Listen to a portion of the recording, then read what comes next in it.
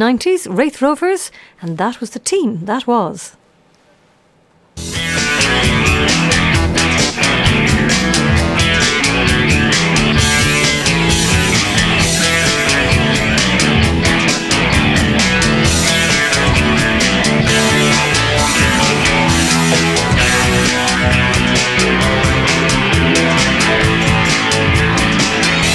Lennon, who comes up right-footed, swirls it round the ball, it takes the deflection, and that has gone straight into the net. Are we about to witness a sensation? It's Bayern Munich 0, Raith Rovers 1. This is a football fairy story. Once upon a time in a town in Fife, a little club dared to dream the impossible dream. Their fame, which had once spread not much further than Methil, stretched as far as Munich. It takes some believing, but it's true.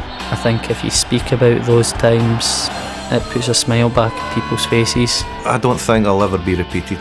It was a one-off. I wouldn't say we had any superstars in it, but I think that's what made it even more special. I don't think anyone in Kirkcaldy will ever forget the year that Raith Rovers had. Here's what you can actually achieve when you put your mind to it. In the summer of 1994, Raith Rovers were relegated to the First Division after a miserable Premier League term. They were no pub team, but the board's last orders to the manager Jimmy Nicholl demanded the Rovers return to the big time. His team was brimming with young guns but lacking experience. Nicholl brought in veterans David Narey and Ian Redford on free transfers. If you've got 7, 8 young ones in the team and you get 3 or 4 good experienced players, now on the park they're a great help to you. The experience rubs off on the younger boys, and I think the younger boys' enthusiasm for the game rubs off in the older players. We had a good balance to our side, we had good experience and good positions, and we had the younger guys with good legs and fitness and in different positions that worked round about us. The mix worked. Raith beat second division Ross County 5-0 in the first round of the League Cup, with Ali Graham scoring a hat-trick. Colin Cameron matched the achievement in the next round against Kilmarnock, when David Narey made his debut. David Narey came to us at the age of 38. He'd played about 900 games.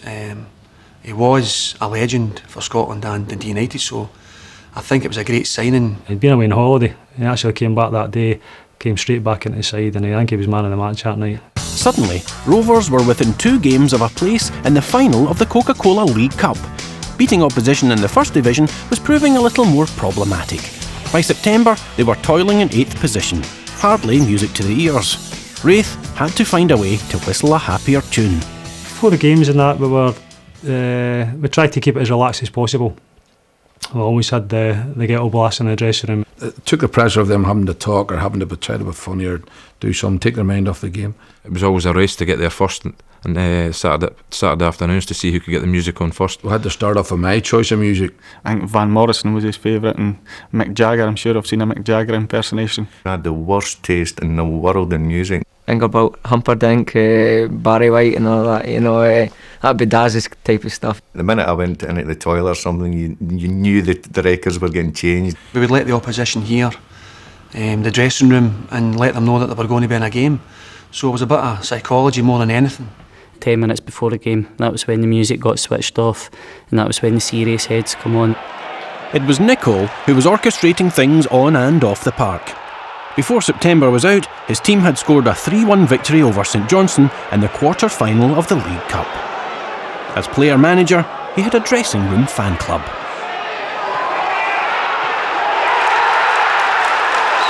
He was a fantastic player. I hate to say that, but he certainly was a fantastic player. And on the park, you learn from him.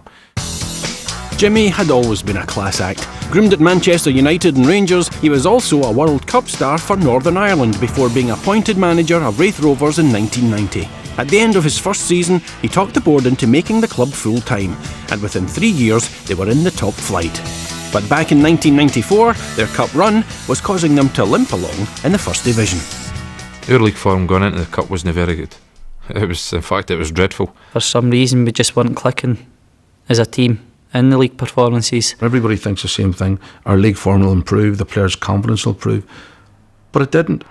The semi-final draw paired Raith with Airdrie, who had already eliminated them from the B&Q Cup that season. But that defeat wasn't going to haunt them. The pre-match accommodation would see to that. We stayed in this hotel way up in the hill, I think it was. And we were all led to believe that it was haunted. We hears a bang at the window and we're like, no, this isn't right. It was a bit scary.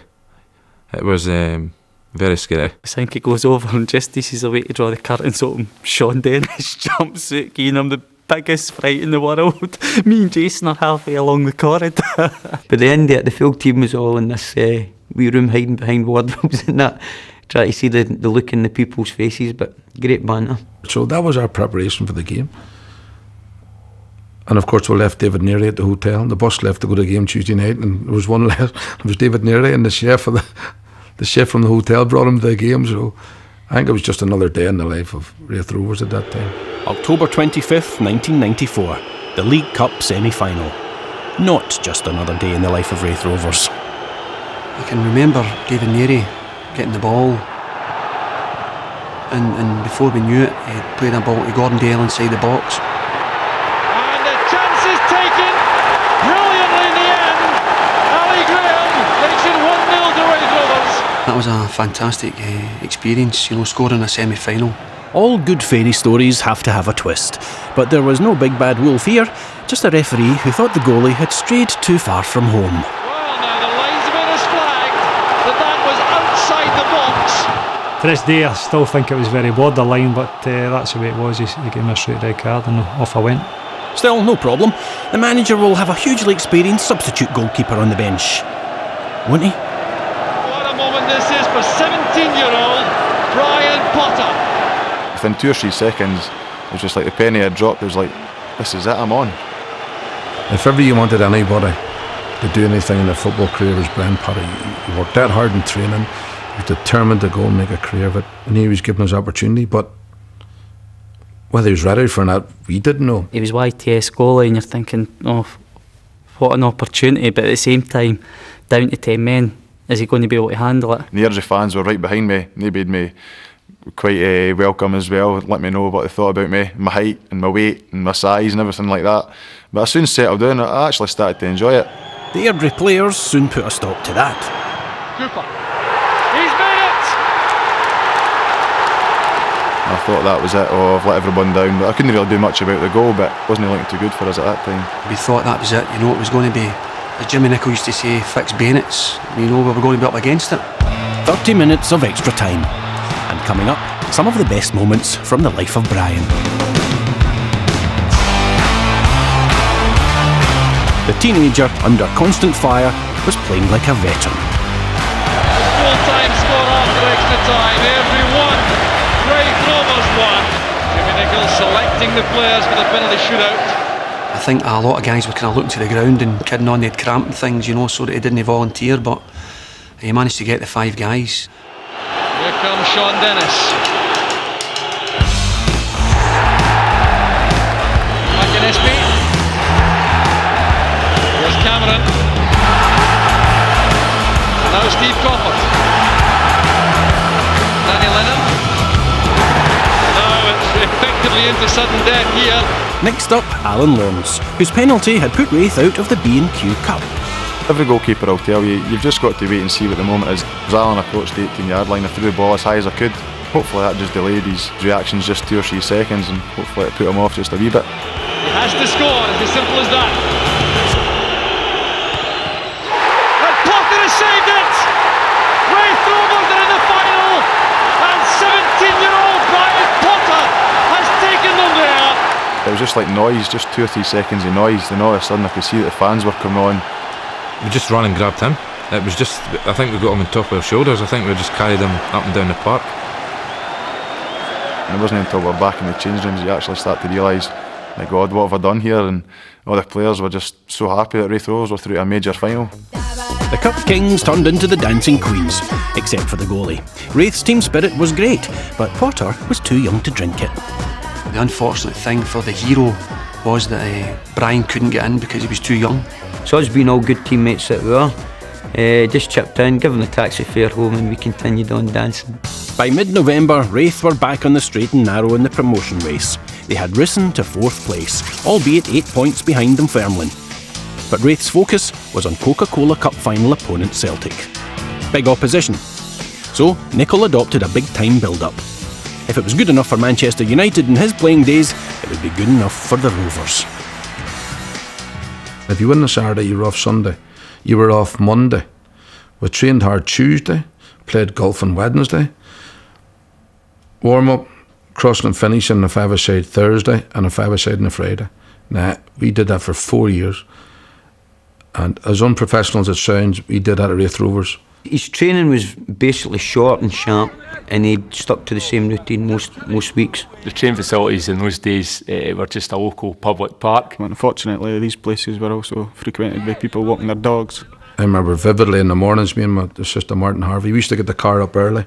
It was turnabout, whoever had to make sure that they were on the dog poo duty. Then the players would walk up and you could find a wee area for them and, oh, well done Gaff, well done Harvest. It's a dog-free morning this morning. There were other times when we missed a couple of late Alsatians coming in and we missed it. And so then the wee cleaner woman wasn't happy because all of a sudden the gear sent down to laundry and oh, it was horrific, so it was. If the training gear was stinking, so was the luck of midfielder Danny Lennon. His broken foot in a training ground accident dealt Nicol a huge blow. He would have to reshuffle his pack.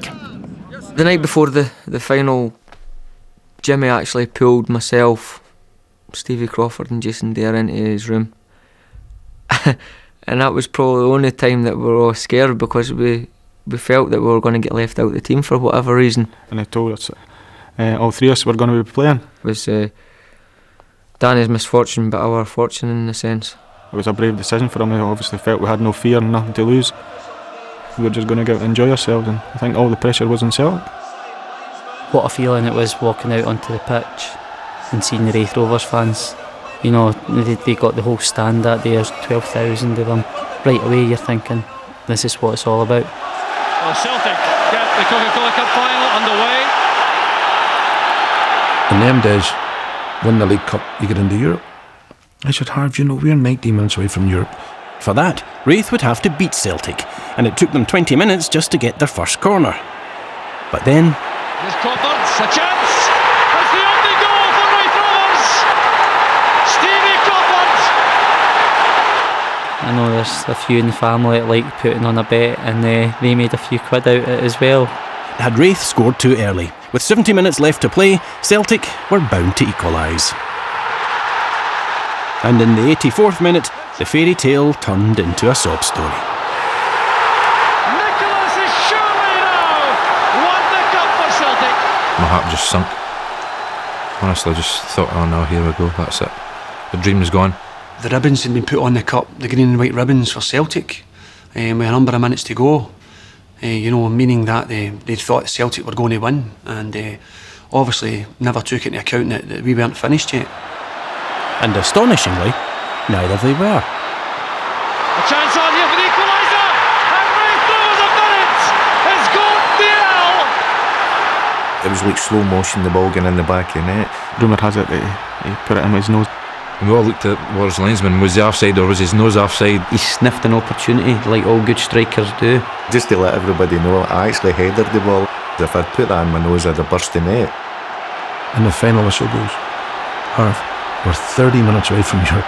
With neither side scoring in extra time, Raith Rovers found themselves in yet another penalty shootout. But this time, it was for the Cup and for Europe. We're a penalty kick away from Europe. A penalty kick. And then you're just hoping that their nerve holds. Here's Sean Dennis. I had no set idea what I was going to do. Jason Dare. It wasn't the greatest penalty in the world, I must admit, but it was a goal. You don't want to be the one missing a penalty, you know what I mean? Nobody remembers the one who takes the penalties. You always know the ones who miss the penalties. Please hit the target, please hit the target. If you hit the target, keeper saves it, nobody can have a go at you. Stevie Crawford. And now it is sudden death. I've done a wee routine that Brian did in the semi-final when he threw the ball up in the air, and I'll try this. Here's Paul McStay. Unthinkable surely for the skipper to miss.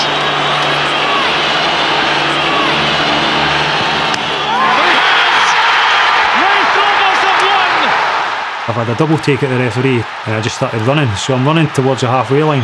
All the guys had buggered off to the Raith Rovers supporters. I just remember running in the park, sprinting out like a madman with the arms up and just, I don't think I even ran to anybody, I just ran. We were just hugging each other and it was like, it was so emotional. Being a captain, it was a proud moment for me to go up and lift the cup on behalf of Raith Rovers.